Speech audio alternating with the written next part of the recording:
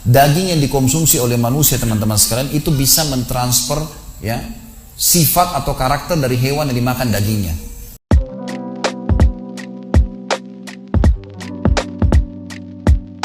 Assalamualaikum, selamat datang kembali di channel ini. Kali ini saya akan membahas soal statement tanpa referensi ya guys ya, atau pengajaran yang mengada-ada kalau menurut saya. Dan ini disampaikan oleh seorang ustadz yang benar-benar terkenal di Indonesia Raya ini guys. Siapa dia? Orang inilah dia. Allah subhanahu wa ta'ala pada saat mengharamkan sesuatu teman-teman sekalian, ini Allah subhanahu wa ta'ala mengikutkan sesuatu yang memang sesuatu yang haram itu buruk buat kesehatan kita. Dan kalau halal bukan cuma sekedar Allah bolehkan, tapi baik buat kita karena Allah sebagai pencipta lebih tahu. Salah satu subhanallah penyebab babi diharamkan dalam agama Islam bukan hanya sekedar pengharaman dari Allah. Ada penelitian lain mengatakan kena cacing pita yang berbahaya bagi manusia. Ada beragam macam hal yang disebutkan. Ada mungkin 80 sekian penyakit yang ada dalam babi itu. Tapi ada salah satu yang ingin Syekh ini jelaskan kepada pastor tadi, seluruh audiens, dan mungkin kita juga akan dengar pada saat sekarang.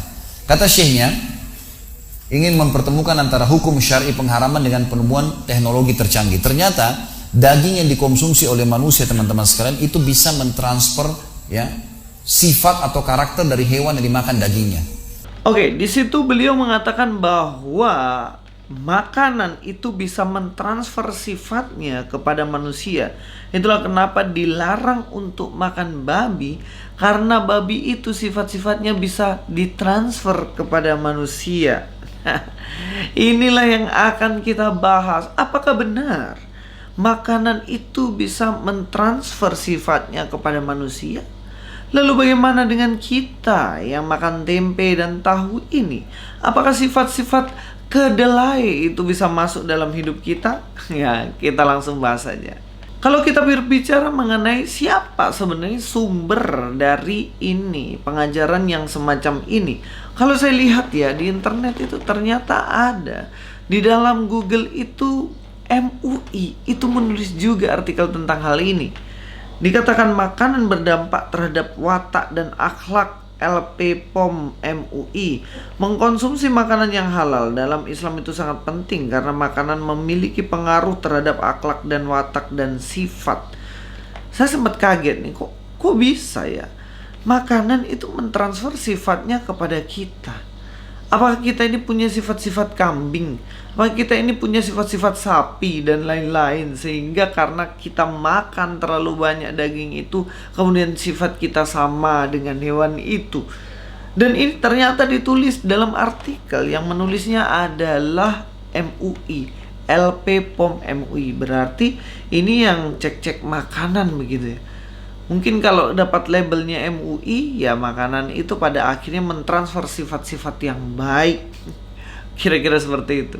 Sifat seseorang dipengaruhi oleh makanan katanya. Ya, di sini dikatakan pola makanan ternyata bisa mempengaruhi perilaku seseorang. Kata Kepala Departemen Ilmu Kesehatan Anak Fakultas Kedokteran UGM, Profesor M. Jufri. Perilaku manusia tidak hanya dipengaruhi oleh lingkungan, namun juga oleh makanan yang dikonsumsi, kata Jufri pada jumpa pers program Happy to Meet Council di Jakarta Senin. Oke, di sini judulnya bisa mempengaruhi watak, tapi profesor ini mengatakan bahwa mempengaruhi perilaku. Sebenarnya gini teman-teman, kalau makanan mempengaruhi sifat, watak, karakter, oke, di sini benar-benar saya nggak setuju. Karena watak dan sifat ya ngapain dipengaruhi oleh makanan kan. Tetapi jika perilaku seseorang itu dipengaruhi makanan, ya saya juga setuju gitu. Karena ada benarnya, ini penjelasannya. Mikrobiom di dalam usus yang mengalami perubahan dapat mengeluarkan aneka zat yang dapat mengganggu proses dan cara kerja otak. Sebagai contoh, Jufri menjelaskan bahwa sakit perut akibat salah mengkonsumsi jenis makanan dapat menyebabkan kecemasan bahkan depresi. Dan ini benar gitu loh. Kalau teman-teman sakit perut, pasti teman-teman juga akan mengalami depresi, stres, dan kesulitan yang lainnya. Perilakunya akhirnya mungkin uring-uringan, perilakunya mungkin kayak lemas, tidak semangat, dan lain-lain. Ini bisa. Tetapi jika ini mempengaruhi sifat, ya enggak. Karena jika penyakitnya sembuh kan, sakit perutnya sembuh, ya nggak mungkin dia uring-uringan, stres, depresi, bener nggak? Itu loh. Jadi sebenarnya yang dikatakan oleh profesor ini jangan dipelesetin. Profesor ini ingin mengatakan bahwa jika sakit perut maka akan depresi. Bukan sifatnya yang mungkin pemalas dan lain yang menjadi karakter tidak mau bekerja, itu karena transferan dari sifat-sifat binatang yang dimakan gitu loh. Jadi nggak perlu yang kayak gini nih melencengin. Karena kalau dimiringin begini, ya ini akan jadi hoax kan. Sifat babi yang paling terkenal adalah katanya babi itu dia pemalas, bener kan?